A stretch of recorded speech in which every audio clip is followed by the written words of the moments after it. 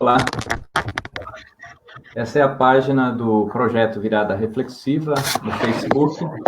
É um projeto iniciado em 2009, com a criação de um site, que é o viradareflexiva.com.br, onde discutimos ideias no campo acadêmico, da filosofia, das ciências, da história, da política, das artes. E este ano resolvemos criar um canal no YouTube para desenvolver algumas atividades, como entrevistas, encontros, e já realizamos um primeiro encontro no dia 19 de setembro, discutindo os 99 anos do educador Paulo Freire, que completou agora, e o ano que vem haverá uma sequência, né, de comemorações em resposta aos 100 anos, né, de Paulo Freire. E essa atividade foi com o professor César Nunes. Hoje a gente tem aqui a presença do engenheiro e líder político Pedro Bigardi, que nós vamos entrevistar, né, que está como candidato a prefeito aqui de Jundiaí.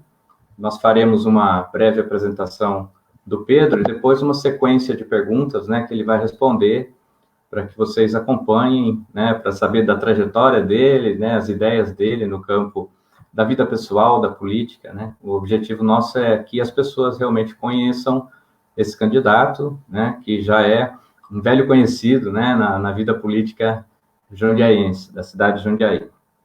Bom, então vamos falar um pouquinho do Pedro, né? O Pedro é jundiaense, nascido em Jundiaí, lá no bairro do Vianello, onde eu também nasci, né? Só que 2 anos depois, a gente acabou não se encontrando por lá, só muito tempo depois, né, a gente se encontrou aí na vida política, né? Então, o Pedro é filho do seu Toninho e da dona Tica, né? É casado com a Margarete e pai da Patrícia.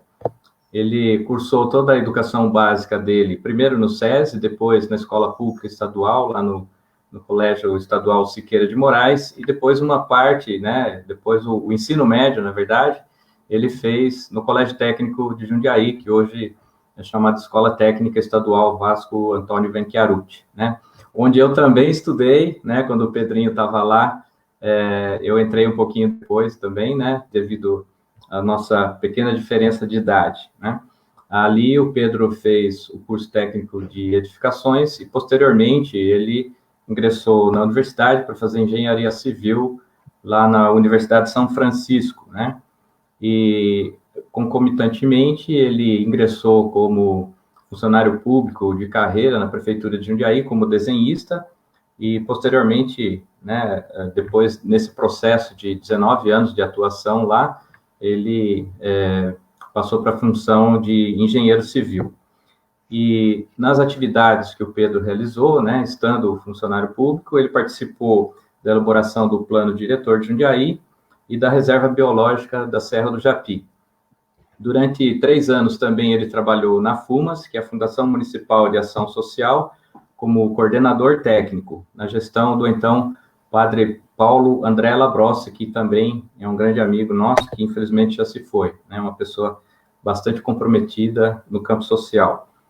E nesse período, então, ele participou de projetos de reurbanização das favelas da Vila Ana, da Vila Comercial, do Jardim Fepasa e do Jardim de São Camilo. Ele foi assessor técnico também do mutirão de casas da Associação dos Sem Casas de Jundiaí, ajudando a construir 128 casas na Vila Cidadania. E, posteriormente, foi diretor de planejamento e secretário de obras do município de Campinas, tendo sido premiado como personalidade do ano de Campinas pelo Sindicato das Empresas de Transporte da cidade. Coordenou planos diretores e leis urbanísticas nas cidades de Hortolândia, Porto Feliz, Amparo, Várzea Paulista e Caieiras. Recebeu em Jundiaí a Ordem do Mérito Municipal da Câmara Municipal de Jundiaí, outorgada pelo então vereador Antônio Galdino. Atuou 10 anos também como professor de Planejamento Ambiental no Centro Universitário Padre Anchieta, no curso de Gestão Ambiental. Exerceu o mandato de deputado estadual durante 2 legislaturas e também foi prefeito de Jundiaí entre 2013 e 2016. Então, Pedro, seja bem-vindo, né? É um prazer ter você aqui conosco, né? eu passo para você fazer uma saudação inicial e depois a gente iniciar, né, as perguntas que a gente preparou para você. Bom, boa noite, Renato. Boa noite a todos que estão acompanhando a gente. É um prazer, uma alegria estar aqui com você, falar um pouco da vida, da trajetória, dos projetos, das ideias. Então, é muito bacana estar aqui participando junto com você. Uma alegria muito grande. Estou à disposição, fique à vontade para perguntar o que você quiser. Tá bom, Pedro, acho que a gente vai fazer uma série de perguntas que talvez sejam esclarecedoras, né? Talvez muita gente queira ouvir você falar sobre algumas questões que às vezes as pessoas não têm oportunidade de ouvir diretamente de você, né? Então, a primeira coisa, né, que a gente perguntaria para você, né, que me ocorreu perguntar para você, quem é o Pedro Bigardi, né? Porque, afinal de contas, uma pessoa se destaca no meio político, né, e você também como professor, atuando depois em vários municípios de forma técnica, né, como engenheiro, né?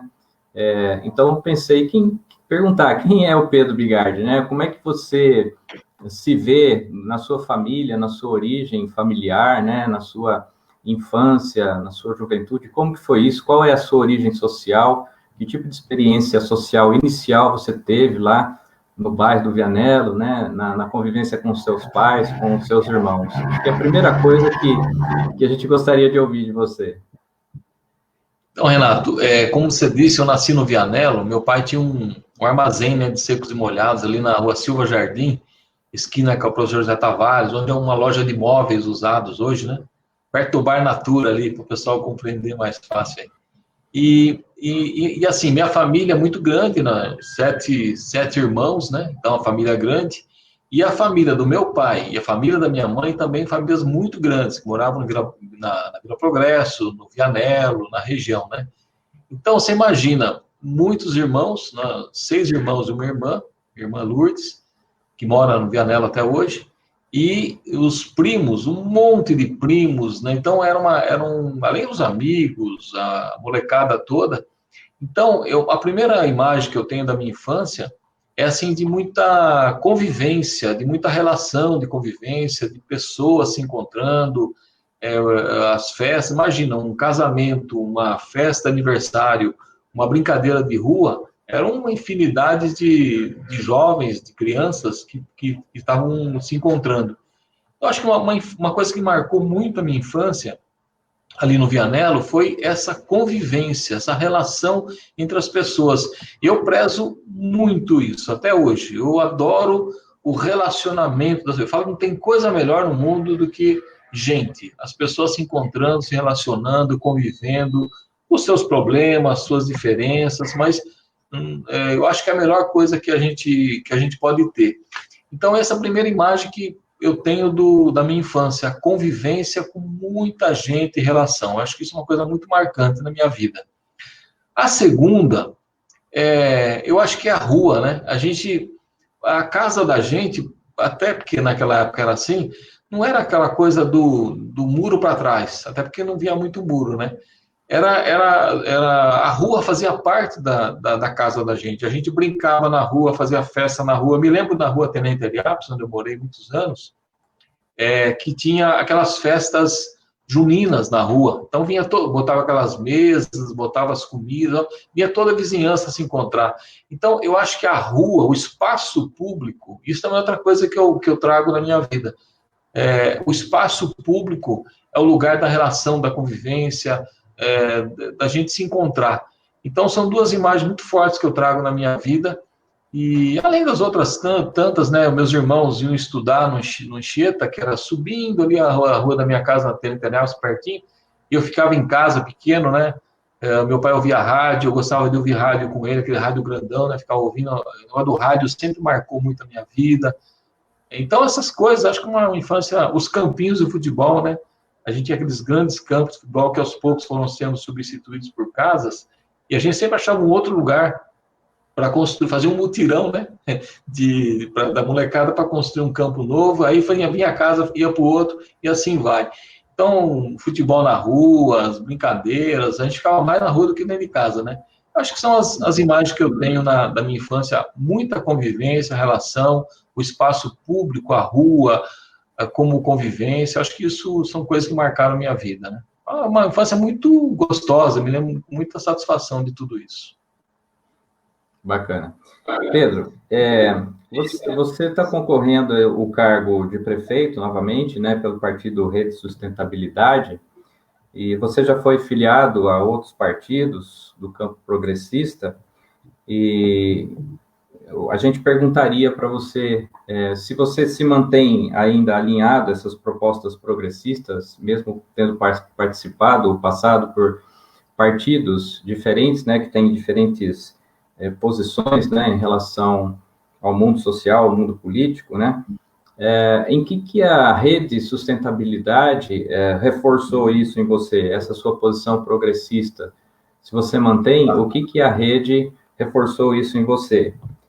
Aliás, Pedro, a gente até perguntaria antes disso, né, o que motivou a sua entrada na política, né? Qual foi a sua experiência social anterior, né, que te impulsionou para a vida política e se mantendo no campo progressista como você sempre esteve? Certo. Então, Renato, quando eu estava no Siqueira de Moraes, eu estudava ali no Siqueira, a gente estava chegando no finalzinho ali da época do chamado ginásio, né? A gente recebeu a visita de uma pessoa que veio lá do colégio técnico para falar do colégio. E quando ele falou do colégio, aquilo me encantou. Porque é um colégio que tinha, não sei se você se lembra, você estudou lá, tinha o lema da liberdade com responsabilidade.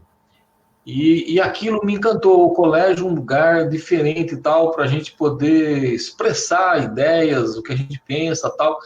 E eu fui estudar no colégio. Lá no colégio, naquele período, tinha uma discussão muito forte de política em relação à cidade. Havia um governo local e um debate sobre a política local muito, muito intenso. Os professores participavam muito disso, e aí a gente acompanhava tudo isso. E eu comecei a me interessar pela política ali no colégio, né? Eu comecei a me interessar pela discussão que havia ali. E coincidiu esse período, final da década de 70, né, que eu estava no colégio, que eu saí do colégio também, com a redemocratização do país. O país estava saindo da ditadura. Havia um debate muito sério sobre a questão da liberdade, anistia ampla, geral e restrita. Eu me lembro que eu estava no colégio, eu fui participar de uma reunião na Câmara Municipal sobre anistia. Eu era um jovem, fui sozinho lá, sentei, fiquei assistindo, porque alguém do colégio falou que ia ter. Eu tinha um amigo que eu tenho até hoje, eu guardo com uma amizade eterna, que é o Marco Antônio do Meio da Cunha, você conhece, o maestro. Ele estudou comigo no colégio. Ele é uma pessoa que tinha uma visão muito avançada de política. Eu acompanhava um pouco as ideias dele. E a gente discutia ali, eu me lembro disso. E aí eu fui nessa reunião da anistia e aquilo me encantou também, ver os debates ali, as falas, aquilo começou a pegar, né, no sangue, né. Então eu acabei me interessando pela política a partir dali e comecei a participar e conhecer e tal. Até que em 84 eu estava num grupo de teatro, né? Eu, a Margarete, minha esposa, a gente fazia teatro, e teatro amador, a gente apresentava em muitos lugares e tal, e a gente ensaiava no sindicato dos bancários, na sede do PT na época, e eu comecei a me interessar, tanto eu como ela. A gente acabou entrando ali na política, vim filiado 22 anos no partido, do PT, depois 10 anos no PCdoB, e depois eu saí do PCdoB. Eu digo para você, então, assim, tem essa trajetória, respondendo a sua pergunta primeiro, por que desse interesse pela política? E depois que eu saio do PCdoB, fiz algumas tentativas, algumas mais do campo tático, estratégico ali naquele momento, e outras tentando buscar o mesmo caminho. E aí, eu assim, percebi que eu não estava satisfeito. Eu fui para o PDT, eu respeito todos os partidos, tenho um agradecimento a todos os partidos que eu passei, né? Alguns partidos, foram 4, 5 partidos. Mas eu não estava satisfeito, eu queria alguma coisa que me desse de novo a energia, a vontade de fazer política. Foi que no começo desse ano, aliás, foi no final do ano passado, eu tive um convite do Marcelo Lomônaco, que é o nosso candidato a vice, que coordena a rede de Jundiaí. Quando o Marcelo me chamou para conversar, eu percebi que ali tinha um grupo novo, tinha um projeto diferente, tinha pessoas que poderiam me dar de novo a motivação de fazer política, de construir. Eu gosto de construir projetos, né? Tem essa também, é um desafio que eu faço para mim mesmo. Quando eu fui para o PCdoB foi assim, agora vindo para a rede também. Eu precisava de um projeto que me desse de novo essa vontade de fazer política, e isso aconteceu, de fato aconteceu, diferente dos outros partidos que eu não conseguia ter mobilidade, ter condição de construir. Eu digo isso respeitando todos os partidos por onde eu passei, todos, mas na rede eu estou conseguindo, com esse grupo, que é um grupo renovado, grande parte, 95% de gente que nunca esteve na política, nunca foi candidato a nada, esse grupo está me dando uma energia muito legal. E eu acho que a gente consegue começar a construir coisas diferentes. Esse grupo está me mudando, assim, no sentido de ideias, mas eu tenho dentro de mim aqueles princípios que eu trago desde lá da minha infância do Vianello, que eu citei aqui, essa relação entre as pessoas, o respeito, a solidariedade, esses princípios a ética, esses princípios que a gente carrega a vida toda. Eu não mudei esses princípios, mesmo tendo um partido aqui, um partido ali, com algumas diferenças, eu carrego isso a minha vida toda. Agora, o que eu estou sentindo é que tem necessidade de alguns projetos que renovem, né? Então, estou me sentindo muito bem, estou ajudando e estou sendo ajudado por esse grupo, que é um grupo renovado, de fato. Muito bem.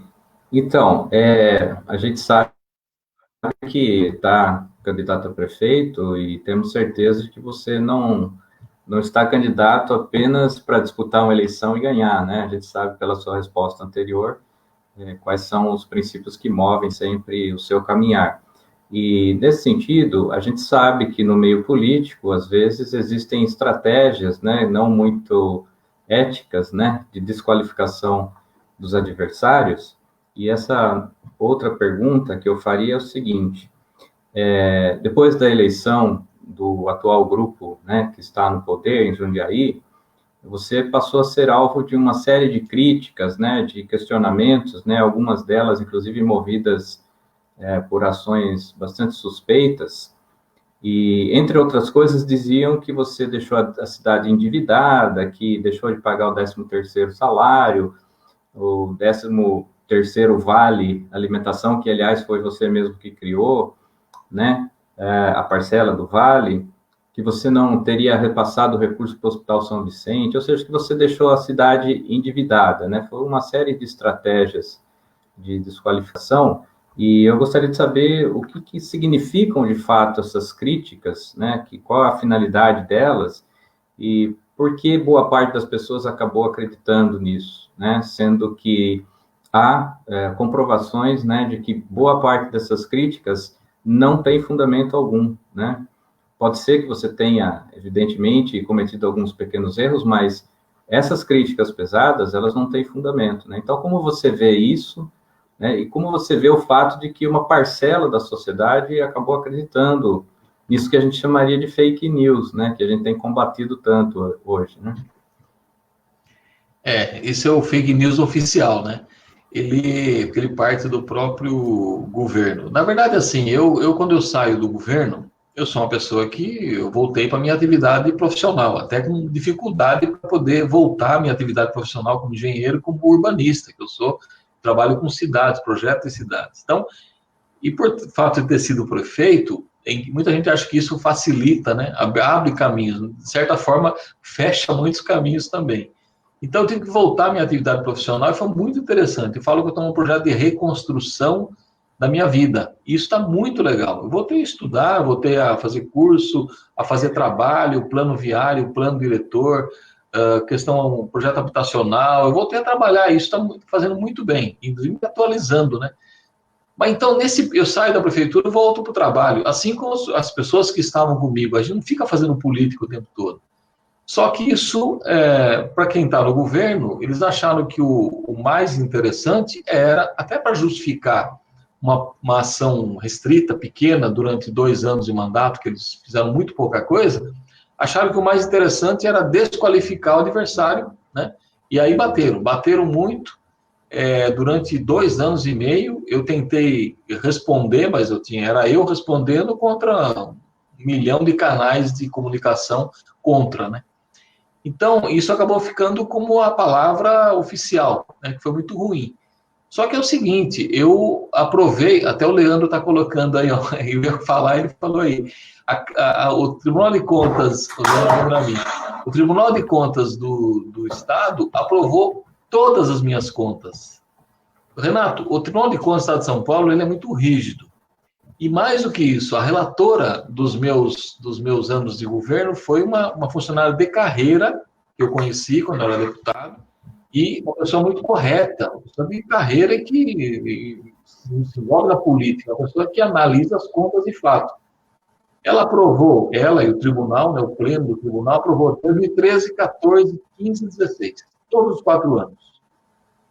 O tribunal jamais, isso eu digo, ó, a frase é bem essa, o tribunal jamais aprovaria as minhas contas se eu tivesse causado qualquer estrago, qualquer problema, tivesse quebrado a prefeitura, qualquer dívida que não pudesse ser paga, jamais. O tribunal aprovou todas as minhas contas. Agora, mais do que isso, depois que o tribunal aprovou, a Câmara de Jundiaí, ela atestou que os nossos anos de governo foram anos de absoluta normalidade e correção em relação às contas públicas. Portanto, é uma história que foi inventada e que o próprio tribunal disse que não é verdade. E mais do que isso, não é só aprovar as contas.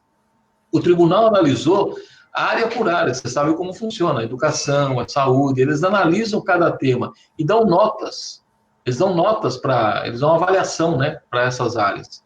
As minhas avaliações nos 4 anos, em todas as áreas, aplicação de recursos na educação, finanças públicas, planejamento e assim por diante, todas as notas foram boas. Eu me senti assim, passando em todas as áreas. Então, infelizmente, se colocou essa ideia de que quebrou a prefeitura para poder me desqualificar, quem sabe pensando lá na frente, para o Pedro não voltar a disputar, não ser prefeito, só que eu aproveito as minhas contas.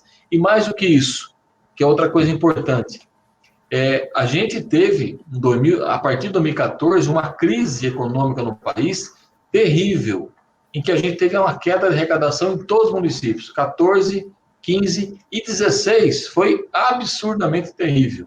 E mesmo assim, eu consegui segurar até o final do ano todos os pagamentos. Em relação a 2 pontos que você colocou, o 13º do Vale Alimentação, eu paguei o 13º dos funcionários, eles fazem uma confusão, né? O Pedro não pagou o 13º, eu paguei o 13º dos funcionários, sim. Agora, eu criei, tinha o Vale Alimentação, que é pago todo ano, todo mês, só que não havia o Vale Alimentação para o 13º, e eu criei. E quando chegou no finalzinho de 2016, houve uma queda de arrecadação violenta. Eu tinha 5 milhões no caixa. O governo federal ia mandar mais um valor, que 5 ou 6 milhões para o município. Então, aquele valor daria para pagar o 13º alimentação e ficariam algumas contas não pagas que dava 3% do orçamento, que a gente chama de restos a pagar. Então, ia ficar, de fato, 3% do orçamento como restos a pagar.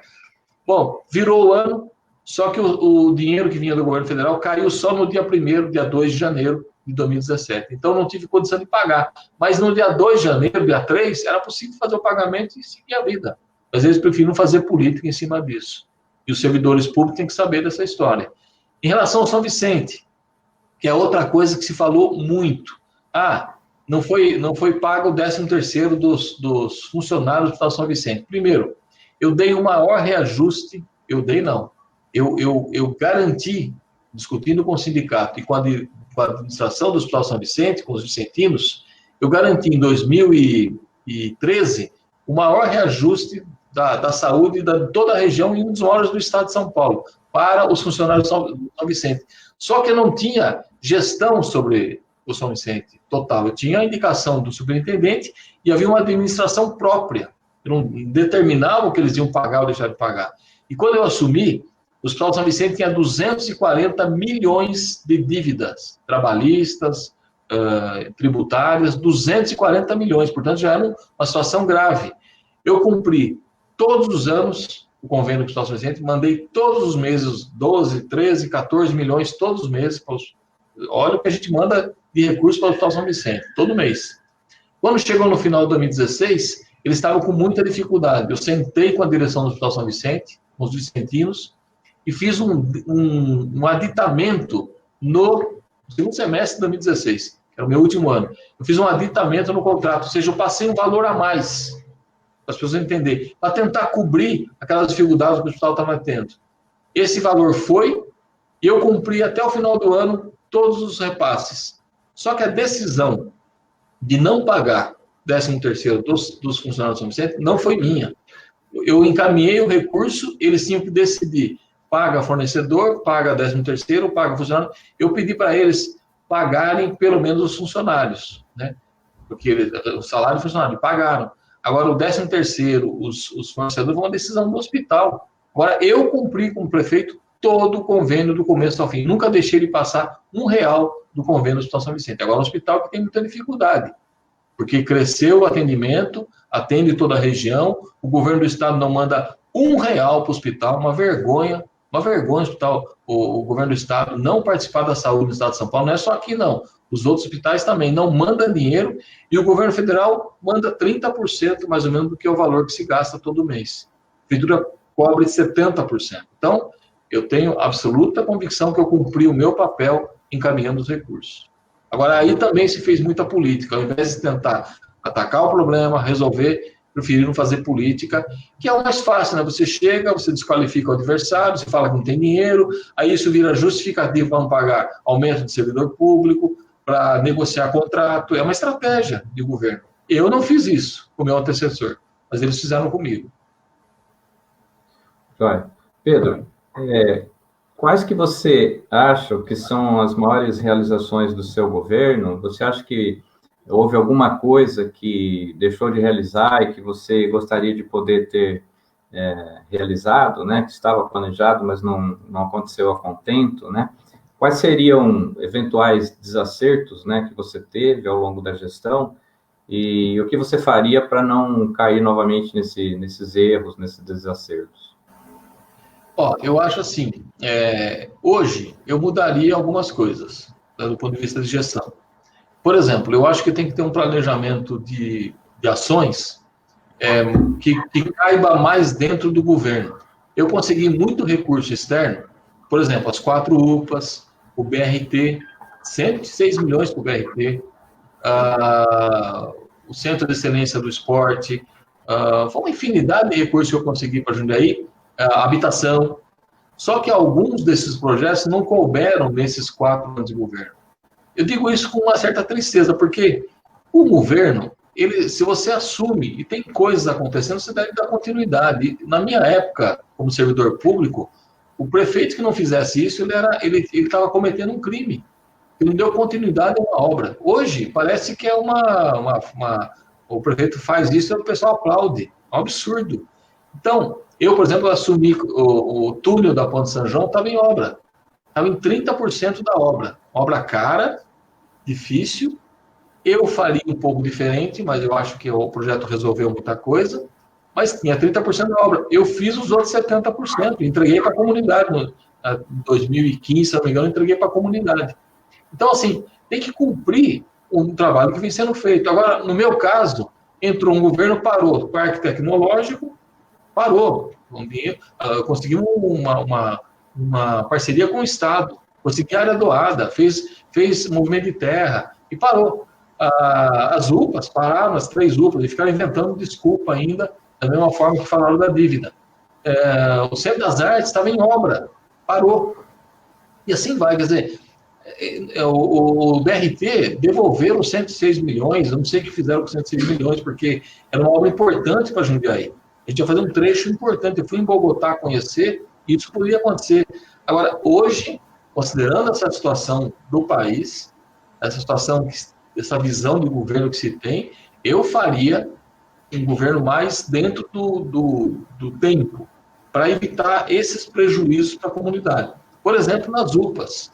Eu faria as 4 UPAs menores e terminaria as 4 e botaria em funcionamento. Eu achei que você fazendo uma UPA do tamanho que o governo federal nos passou, 2.500 metros quadrados, a gente ia fazer e depois ia continuar, entregar, independente do governo. Isso não aconteceu, né? Então, eu acho que essa é uma mudança que eu faria, um planejamento de ações mais dentro do período de governo, né? É claro que você pode apontar coisas para o futuro, mas dentro do governo. A outra mudança que eu faria, Renato, eu falei isso tudo numa entrevista. Eu fui num bairro em Voturucai esses dias, fiz uma reunião com o pessoal lá em Voturucai. Eu falei para eles uma coisa, eu asfaltei o bairro do Voturucai, né? Uma coisa que eles esperavam fazia 30 anos. E aí, eles começaram a falar de algumas coisas lá que precisa no bairro hoje. Eu fiz uma creche quando era prefeito lá no bairro, eu fiz um ginásio esportivo, eu asfaltei uma parte do bairro, depois continuou. Eu acho que quando você conversa com as pessoas ali, surgem coisas menores, mas que são importantes para a comunidade. Então, qual que é a mudança que eu faria hoje? Talvez uma relação mais direta com as pessoas, mais presença na vida ali do cotidiano das pessoas, para resolver coisas menores, mais fáceis de fazer, e que dão um resultado na vida das pessoas. Eu acho que essa aproximação maior com as pessoas, sair mais do gabinete. Eu fiquei em gabinete, fazendo coisa, eu queria que as coisas acontecessem, eu sou um servidor público de vida, de carreira, eu queria que as coisas acontecessem.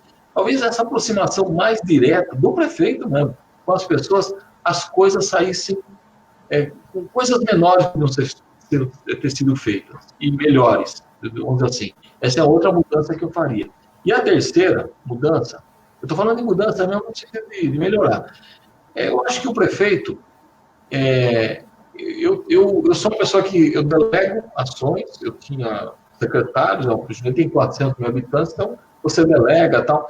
Eu acho que um controle, não estou dizendo do prefeito, mas do gabinete, do conjunto de ações, para que elas aconteçam, o controle dessas ações, para que elas aconteçam de fato, precisa acontecer a partir do gabinete. Isso é planejamento estratégico também, né? Agora, eu não tenho dúvida, voltando ao começo da tua pergunta, que o nível de realizações que a gente fez foi o maior nível de realizações da história de Jundiaí. Não tem nenhuma dúvida disso. Tem prefeito que é marcado, eu gosto de prefeitos que fizeram, o Pedro Fávaro, eu trabalhei com ele, como servidor do lado dele, eu vi ele prefeito também, estive no governo dele, o Valmor e outros prefeitos, eu não vou fazer diferença aqui. Agora, eu sei o que eu fiz.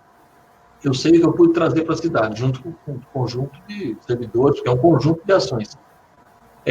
Agora, a característica do governo é que eu fiz muito investimento nos bairros, que não recebi investimento há muitos anos. Citei Voturucai, poder citar o Tamoio, poder citar o Tarumã, que nós fizemos unidade básica lá, poder citar o Varjão, que eu fiz 1.000 unidades habitacionais, eu fiz uma UPA, eu fiz 2 escolas novas, fizemos juntos 2 escolas novas, reformamos uma outra escola, fizemos pavimentação, fizemos 2 pontes, o parque tecnológico, olha o conjunto de coisas que a gente fez lá. Então, a gente fez muita coisa nos bairros, mas não esquecemos do restante da cidade.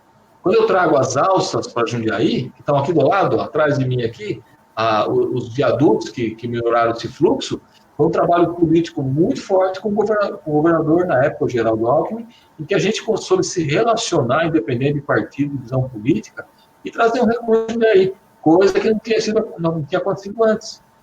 Mas ele percebeu que a gente tinha projeto, tinha vontade, tinha parceria, a gente desapropriou 100 mil metros quadrados aqui, senão não acontecia a obra.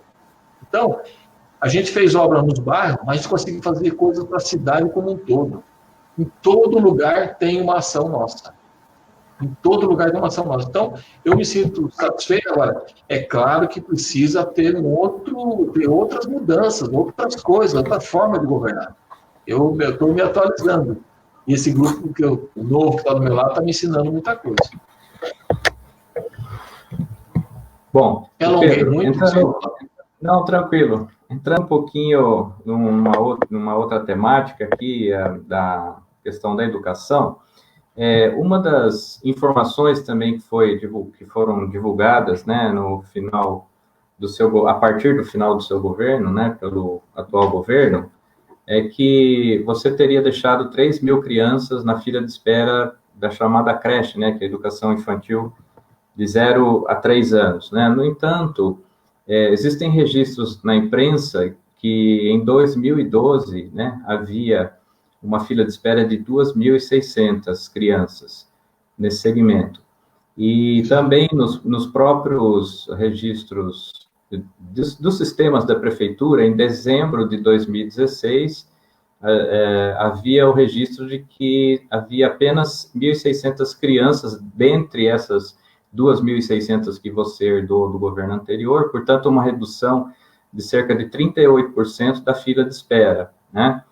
E, então, esse é um problema que, evidentemente, não é de um governo, ele está relacionado a uma problemática social mais ampla, né? Jundiaí, por exemplo, é uma cidade que tem recebido ondas migratórias intensas, né, para bairros, regiões como a que você citou agora há pouco, né, que é o vetor oeste, e essas ondas migratórias, evidentemente, a cidade precisa ser pensada em termos de um planejamento de equipamentos públicos para acolher, né, essas famílias que chegam nos bairros, né? Então, não é um problema especificamente de um governo, mas usar esses dados, né, para desqualificar as ações do governo anterior parece uma coisa não muito racional do ponto de vista de política pública permanente que independe de governos, né? Bom, no entanto, né, a gente vê que, no sentido contrário, o que foi feito em educação para corrigir esse problema não foi feito, né? O que você acha que deveria ser feito nesse sentido para diminuir o impacto, né, desse número de crianças esperando a vaga nas creches, né, na chamada educação infantil 1? Renato, acho que esse é um desafio enorme para os governos, né? É um problema, não é social, é um problema de educação, né? A creche é uma questão de educação, não é assistência social. De fato, se utilizou muito essa história dos números, ficou uma fila de 3 mil, na verdade não era isso. A gente chegou a reduzir, quando nós entramos em algum momento no governo, em 50% o número de vagas de espera, né, que estava acontecendo, essa demanda de espera.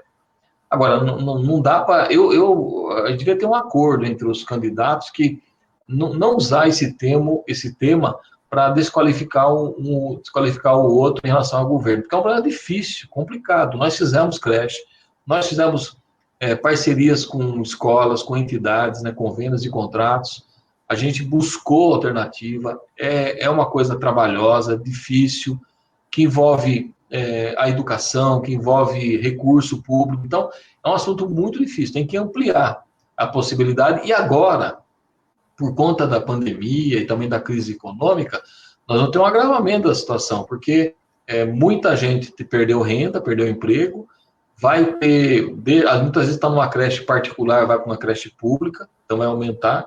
Então é um assunto extremamente sério, acho que uma das maiores demandas que vai ter que ampliar esse leque de possibilidades, seja construindo creche. Eu consegui, olha como é difícil.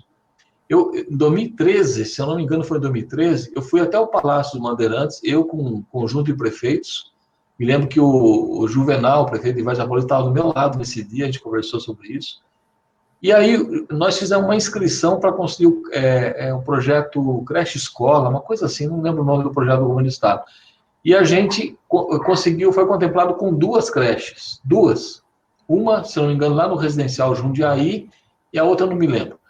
Pô, isso demorou 3, 4 anos para liberar, agora está sendo construída aquela creche que nós conseguimos lá atrás. Você vê como é difícil o recurso. E quando você constrói uma creche, você tem todo o custeio, manutenção, então, e você faz uma creche para 150 vagas, olha o número em relação à demanda. Então, acho que a gente tem que ampliar o número de creche, avaliar essa demanda da mobilidade, do crescimento da cidade, para construir nos lugares adequados, é claro, você tem demanda, e ampliar as possibilidades de convênios e contratos com muito cuidado, com muito critério, porque a escola, como eu falei, é a educação. Não adianta fazer um convênio com uma entidade ou uma escola particular que não tenha a capacidade técnica ou que não tenha a qualidade técnica para atendimento da criança. É uma coisa muito séria e a gente precisa ter muita segurança nisso. Então, ampliar é importante. Agora, eles nos criticaram, falaram em 3 mil vagas, não era verdade, de fato era 1.000 e poucas aí a demanda no final de 2016, e Na educação, houve um retrocesso, claro, retrocesso. Fecharam a escola. Nós abrimos uma escola no bairro da Roseira que estava há 15 anos fechada. Escola integral, uma escola belíssima, né? A gente reformou, abriu, colocamos para a comunidade e foi fechada novamente. Fechou sala de aula aqui no Anhangabaú, no Rotary, no Anhangabaú ali. As crianças tiveram que sair dali para ir para outro local. O EJA, Educação de Jovens e Adultos, fechou salas do EJA. Logo em 2013 teve manifestação lá na região do Novo Horizonte, que estavam fechando sala de aula. E, aliás, o EJA é um projeto maravilhoso. É educação para quem não teve oportunidade na vida. Uma pessoa de 70, 80... Eu ia entregar os certificados no final do ano para aqueles que faziam o EJA, lá no Politeama, aquela entrega. Era uma coisa maravilhosa. Era uma coisa maravilhosa ver as pessoas tendo a oportunidade de aprender, ler, escrever, e aquilo dava uma oportunidade de poder conseguir um trabalho. O pessoal com 75 anos, 80 anos, conseguindo um diploma e comemorando. Eu fui da creche para o EJA, mas assim, porque na educação a gente teve um retrocesso, né? E a gente precisa retomar isso. Agora, é importante, vou voltar naquilo que eu falei também, um fórum municipal de educação permanente, onde a gente dialogue com os professores, com os funcionários da educação, com os pais, com os alunos, a gente construa essas coisas juntos. Isso é importante. Então, é isso, é um problema muito sério. Na minha opinião, não devia ser usado em campanha como desqualificar o outro que foi, o que vai ser. A gente devia tratar isso com muita seriedade. É um assunto muito complicado e a gente precisa enfrentar, mais do que nunca, a partir do ano que vem. Legal. A gente até teria outras perguntas relativas à educação, mas devido ao tempo a gente sabe que você tem outros compromissos, né? A gente vai deixar para uma outra oportunidade. Uma pergunta agora relacionada à relação do seu partido com a sociedade, né? Você está na Rede Sustentabilidade, que é um partido reconhecido como defensor do meio ambiente, das questões ambientais muito fortemente, né? A nossa cidade, Jundiaí, vem crescendo cada vez mais, né? Agora, recentemente, houve a divulgação do número de pessoas que vivem no município, né?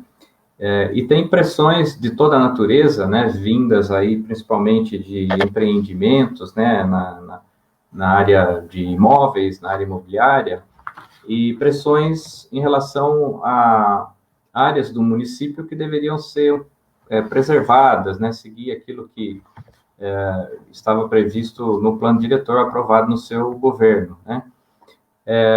Em 2019, por exemplo, né, o município atingiu a 126ª posição no programa Município Verde Azul, né? Tinha uma tradição anterior de uma boa posição, né? Inclusive no seu governo em 2016, o município chegou ao 3º lugar em função de grandes iniciativas, né? Como, por exemplo, o Plano Municipal de Educação Socioambiental, né? Que foi uma atividade forte lá dos educadores da rede municipal de ensino, né? Então, que estratégias que você acha que devem ser utilizadas, né, para manter um certo quadro de equilíbrio entre o desenvolvimento necessário e a preservação, né, de áreas que não deveriam estar sendo usadas, né, para empreendimentos imobiliários, né, no sentido de preservar áreas de mananciais, preservar animais, vegetações, né, porque esses empreendimentos causam impactos de todos os tipos, né, alguns deles, inclusive, cada vez mais pressionando ali a região da Serra do Japi, né. É possível, então, adotar estratégias para controlar esse impulso imobiliário, essa coisa que muitos chamam de especulação, de ganância? Como é que você vê isso? Essa é uma coisa presente em Jundiaí desde... Eu me lembro que eu entrei na prefeitura, a gente já percebia essa questão da especulação imobiliária. Claro que era menor, ela foi crescendo a partir da década de 80, ficou muito forte, e as pessoas acham, tem gente que acha que essa história de sustentabilidade, defesa da questão ambiental, qualidade de vida ambiental, acho que é coisa para ecologista, ambientalista, não é coisa para o cidadão. A gente vive numa cidade que tem uma fragilidade muito grande. A Serra do Japi é um patrimônio da humanidade, reconhecido pela Unesco. Eu trabalhei ali na reserva biológica, mas é uma região muito frágil, tem um solo frágil, e se a gente não preservar a serra, a gente muda totalmente o clima. O clima de Jundiaí é diferente do clima de Campinas, por exemplo, por conta da Serra do Japi. Nós temos uma região de manancial, e eu falo que nós temos um cinturão verde que nos protege, como se fosse um cinturão mesmo, que nos protege. A Serra do Japi, a Serra dos Cristais, na região em direção à Várzea Paulista, que sofre muito ataque também, a região dos mananciais do Rio Jundiaí-Mirim, do Capivari, isso tudo forma, e a zona rural, isso forma um cinturão que nos envolve. Esse cinturão é que nos dá essa qualidade. Então, quando as pessoas acham que fazer condomínio, fazer prédio, fazer loteamento e invadindo a zona rural vai trazer gente para cá, porque Jundiaí é uma cidade boa hoje, daqui a pouco não vai ser mais, né? A gente, no plano diretor, nós seguramos, vocês não têm ideia, isso é para escrever um livro, vocês não têm ideia da pressão que eu sofri como prefeito para abrir espaços na Serra do Japi, a Lei 417, e a Yolanda assistindo, é uma pessoa que defende muito a Serra do Japi, da rede, a pressão que eu tive em relação aos mananciais. O Flávio Gamolelli está assistindo também, fez um trabalho maravilhoso, é um professor que entende recursos hídricos e trabalhou aquela região dos mananciais no Gemirim. A pressão que eu sofri para que essas áreas fossem urbanizadas, e a gente segurou isso. Contra pressão, a gente aprovou um plano diretor que pensou a questão da água para o futuro. Nós somos uma cidade que tem pouquíssimos recursos hídricos, nós vamos buscar lá no Atibaia, nós temos uma represa de acumulação, é como se fosse uma caixa d'água, a gente vai buscar água no vizinho, se o vizinho cortar a nossa ligação de água lá, a gente fica sem água. Então, sofreu uma pressão violenta, e a gente segurou isso, e o nosso governo teve muita ação na preservação ambiental. Quando a gente coloca uma câmera de monitoramento na Serra do Japi, a gente fez isso, e eu me lembro que o Ferraz, que era o comandante da guarda, trabalhou muito essa questão, porque ele conhece a serra muito bem, também é um professor de educação ambiental, de planejamento ambiental. Lá a ideia era de controlar incêndio, atividades irregulares. Quando a gente voltou com as trilhas de visitação na serra, que a Secretaria de Planejamento fez isso, a Daniela, que é candidata hoje, trabalhou essa questão das trilhas, a gente fez para as pessoas conhecerem a serra. Quando a gente criou o Centro de Educação Ambiental lá na região da Santa Clara, exatamente para ter conhecimento, hoje está abandonado, passei lá esses dias, está abandonado. Então, a gente não ganhou prêmio, não ficou entre os 3, 5 melhores municípios do estado de São Paulo na questão ambiental, não foi à toa. E a gente ganhava prêmio, eu ia lá receber com muito orgulho, até porque não era só o prêmio, era também um recurso em dinheiro não, mas em equipamentos, em coisa para ajudar a cidade. E a gente trouxe isso. Então, a gente tem que pensar a questão ambiental de uma forma muito ampla. Olha o que está acontecendo no mundo, né? A gente está tendo problema aqui no estado de São Paulo, que decorre do Pantanal, da Amazônia, dessa farra que está acontecendo hoje no Brasil em relação à questão ambiental. Bom, Pedro, também uma das marcas do seu governo, né, que muita gente reconhece, foi a criação de instâncias importantes, né, para discutir direitos sociais de segmentos que não tinham uma organização, uma presença mais organizada, né, dentro dos governos anteriores, né, com políticas públicas efetivas, né, para esses segmentos. Então, você criou várias coordenadorias, né, do idoso, da mulher, dos jovens, dos deficientes, né. Essas políticas acabavam se inscrevendo numa preocupação, né, com os direitos humanos fundamentais, né, e avançou muito nesse sentido, né, em relação a essas comunidades específicas, né, a comunidade LGBTQIA+, também, teve uma abertura importante para participar, né, você sempre foi um entusiasta, né, desse movimento LGBT, das causas LGBT, e apoiou iniciativas importantes, inclusive projetos de lei que vieram da Câmara, você, né, acabou apoiando e endossando, né, e você acha que talvez faltaria um pouquinho mais de espaço, né, como conselhos mais atuantes, assim, planos mais específicos para esses segmentos, para que os retrocessos que a gente tem verificado hoje em relação à proteção, né, e manutenção de direitos humanos fundamentais, esses retrocessos não fossem verificados como a gente tem visto hoje, né? Aliás, ontem mesmo, né, todo mundo viu na imprensa, né, o Papa Francisco se posicionou muito favoravelmente à união estável entre pessoas do mesmo sexo, né? Isso é um avanço do ponto de vista do debate sobre ideias e certamente isso vai incidir sobre a elaboração de políticas públicas daqueles governos que são sensíveis, né, e comprometidos com essas causas, né?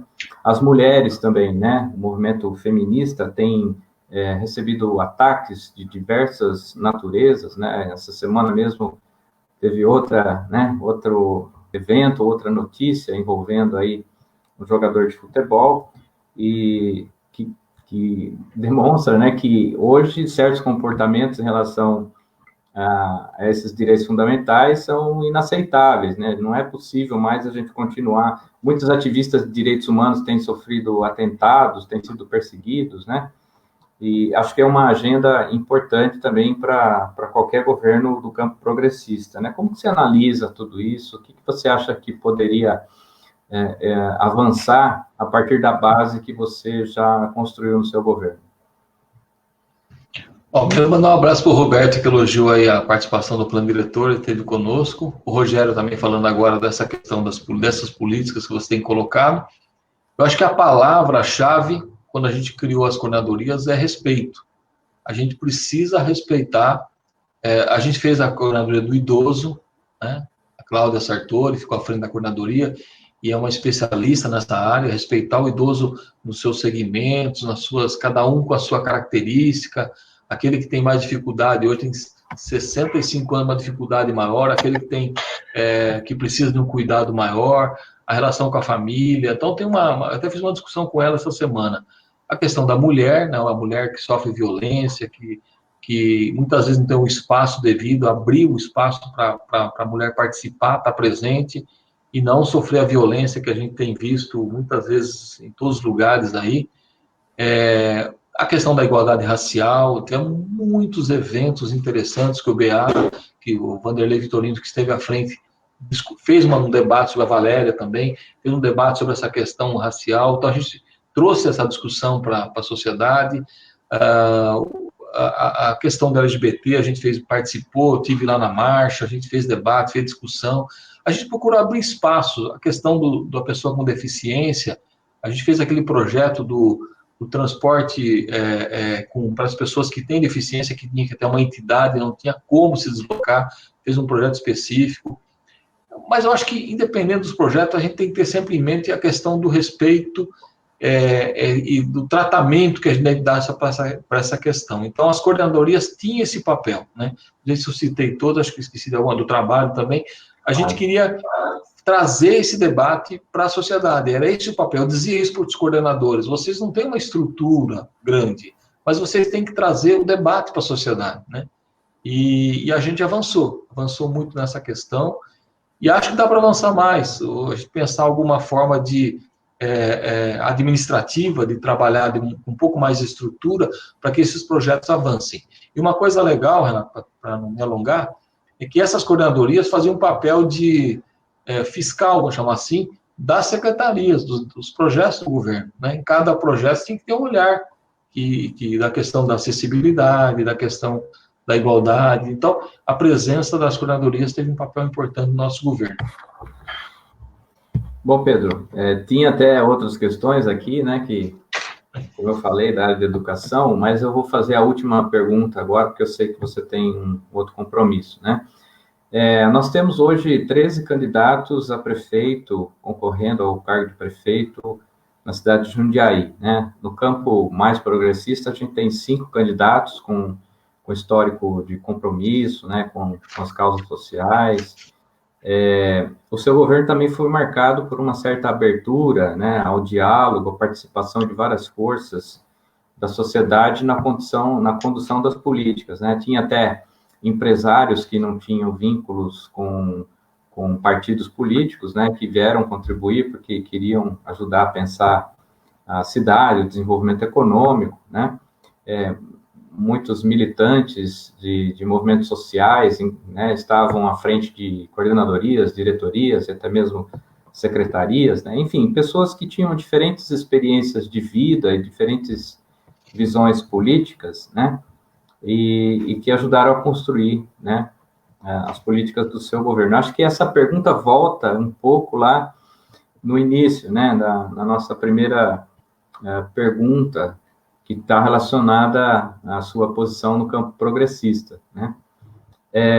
Você compreende que, se acontecer um eventual segundo turno, e se você for o candidato, um dos candidatos que vá para esse segundo turno, você acha possível aglutinar aí as forças democráticas, né, do campo progressista e outras que venham somar, né, numa união de esforços para reinventar as políticas que já foram construídas no seu governo, né? Você acha que é possível um diálogo assim, né, para proporcionar uma certa aproximação, né, em torno de um projeto comum para a cidade que tenha como molas mestras, né, o desenvolvimento sustentável, foi falado pelo Marcelo agora há pouquinho, uma visão cultural de cidadania, de cidadania e de participação, né, envolvendo todas as pessoas, né, a construção de um horizonte de cidadania possível dentro de uma cidade que tem, evidentemente, muitas contradições, né? Você acha possível que ainda, eu sei que houve várias tentativas de aproximação ainda agora recentemente, né, e a gente respeita todas as diferenças, mas você acha possível ainda, né, se houver um segundo turno, fazer esse diálogo com as forças que já estavam discutindo e com outras, né, para pensar uma possibilidade aí, caso haja segundo turno? Olha, primeiro eu queria só fazer uma observação, Renato, em relação, alguém perguntou aí sobre a questão cultural, né, e eu não acabei não A gente tinha até alguma pergunta aqui sobre isso, né, mas devido ao tempo... Só dizer que eu acho que é uma área importante também, a gente avançou no nosso governo, mas eu acho que ouvir os artistas, valorizar os artistas locais, abrir espaços, acho que é uma coisa importante. A cultura tem sofrido muito, né, os artistas principalmente, sofrido muito na pandemia. Aliás, eu conversei com o Jean ontem, né, e a gente estava lembrando da criação do Departamento de Patrimônio Histórico, né, a organização do Centro de Memória, tudo isso dentro de uma política de preservação do patrimônio, né, foram coisas importantes também. Sem dúvida. Então, eu acho assim, bom, agora voltando à tua pergunta, eu acho que eu tenho duas expectativas importantes aqui. Uma é a Câmara. Eu acho que não podemos esquecer da Câmara Municipal. A Câmara precisa, eu não vou falar de mudar de nome, de quem está lá, quem não está, não é, precisa mudar o procedimento. Precisamos ter uma Câmara mais ativa, mais independente, mais que possa... Eu tinha uma relação com a Câmara muito boa, eu relacionava com todos os vereadores, conversava com todo mundo, e eu nunca tive problema com relação à crítica. Podia fazer a crítica à vontade, fazer o questionamento. A Câmara precisa ter mais vida, mais debate político, como era no passado, né? A Câmara hoje não faz nenhum debate, nenhuma discussão. Então, isso é uma coisa que me preocupa demais. Repensar essa Câmara, por isso que eu boto fé muito nesses candidatos que têm essa visão de trazer alguma coisa diferente para a Câmara Municipal, né? Em relação ao Executivo, eu acho que eu vou mais além. Eu acho que não é só questão dos partidos progressistas. Eu acho que a gente está vivendo uma situação de aí, um governo completamente fechado, que não coloca nenhum debate em discussão, seja ele um debate que diferencia questões em relação àquilo que a gente acredita, os partidos progressistas. Eu acho que tem que abrir esse debate, essa discussão, voltar a ter uma cidade viva, presente, de diálogo, de construção de coisas, de políticas públicas. Eu não sinto mais isso na cidade. Não sinto mesmo, né? Como já teve em outros governos, até diferentes do que eu acredito, mas tinha. Então, eu acho que o debate vai ser até mais amplo. Vamos ter que ouvir outros candidatos, além desses que estão no campo progressista, para ver o que se pensa de uma cidade, né? Para a gente poder romper com isso, porque hoje o vice-prefeito é candidato contra o prefeito hoje. Olha a situação que nós chegamos. Então, acho que esse debate é necessário, é importante, ele naturalmente vai ser feito no segundo turno. É claro que esses partidos que têm uma visão mais progressista vão dialogar com muito mais facilidade, porque tem essa proximidade de ideias, mas nós vamos ter que ouvir mais gente para poder construir, voltar a ter uma cidade viva de novo, que eu acho que a cidade está completamente, não vou dizer paralisada no sentido do pejorativo, paralisada do ponto de vista de vida política, né? Não temos mais isso, né? Então, eu acho que a minha expectativa é de ter um segundo turno, um debate muito amplo, é isso que eu queria dizer, muito amplo, para a gente poder avançar de novo. Muito bom. Bom, evidentemente, as pessoas que nos assistem gostariam de ouvir sobre outras questões, né? Tem outros temas importantes que eu mesmo tinha algumas questões ainda mais na área de educação que eu gostaria de dialogar com você, mas não tem problema, a gente, eventualmente, depois a gente pode pensar um outro momento, né? E talvez até num outro formato, num outro espaço, para que as pessoas, inclusive, possam fazer as perguntas, né? Como hoje é uma entrevista, né? A gente não pensou no sentido de abrir para perguntas, mas, eventualmente, lá na frente, a gente pode pensar um outro momento para essas outras questões, outros temas, né? Surgiram aí questões relativas a transporte, né? A cultura, e eu tenho certeza que você tem muito a falar sobre todos esses temas, né? Então, eu queria agradecer, Pedro, a você por essa participação na nossa página. Depois a gente vai colocar, né, essa entrevista lá no canal, no YouTube, para que mais pessoas possam ouvir, assistir, né, a sua entrevista e tirar suas conclusões, né, sobre as coisas que foram faladas aqui, né. Então, eu passo a palavra para você fazer as suas considerações finais. Ô, Renato, primeiro, talvez eu tenha me alongado um pouco nas respostas, não dificultou aí as perguntas aí. Eu acho que é legal mesmo a gente poder ouvir perguntas do pessoal que está participando. Eu tentei até encaixar alguma coisa aqui, mas eu adorei, eu achei muito legal isso. Eu só queria explicar que, de fato, nós temos um compromisso daqui a pouquinho, que é uma outra discussão, um outro debate também. Mas eu adorei fazer essa participação aqui, discutir, falar das coisas do governo, da minha cidade, da minha trajetória. Eu adoro Jundiaí, adoro minha cidade, quero contribuir com ela, independente de cargo público não ter. Eu vou estar sempre contribuindo, seja como profissional, como professor, como engenheiro, como cidadão. Eu quero contribuir muito com a minha cidade. Então, estou muito feliz de poder participar desse trabalho, dessa discussão. E estou à disposição. Eu espero que a gente consiga aí um tempo novo para Jundiaí.